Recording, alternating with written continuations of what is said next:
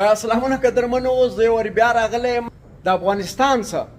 غالبا د کندهار څخه زموږ یو ورور دا سوال کړی و ول کله چې د انځر فصل پوخ سي دا یو مرض دی ژړی ورته وایي دا وکي فصل هم خراب کی او دغه د انځر ونه چې د وچی کی نو دا درخواست کړی چې تاسو دلته د زراعت چې کوم پوه انجینر وي دغه څه پوښتنه وکړي چې د دې مرض دوا شته که نه څه دی وایي چې موږ په افغانستان کې پوښتنه کړې درځه چې ورسو وایي د دې ګر سره دوا نشته د دې مرض دوا نشته نو دلته زه راغلی یم ذاکر حسین کاسي صاحب ته چې د زراعت سره تړاو دی تعلق یې دی نو دی به موږ ته وایي چې د دې مرض دوا شته او کومه دوا یې ده په څه طریقې استعمالیږي جی محترم جمال ترکی صاحب ستا ډیره مننه چې ته مال راغلی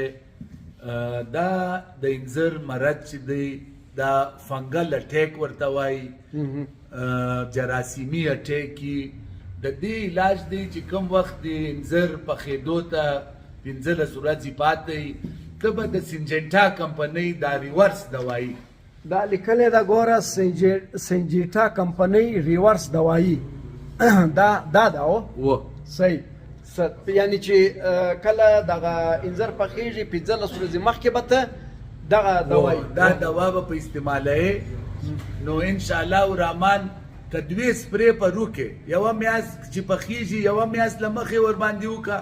بیا یې 15 ورځو بعد بیا باندې وکړه انشاءالله الرحمن دا مرض به مو ختم وي او پاتې سولې دلته یو سړي سوال په جمال ترکی صاحب کړی دی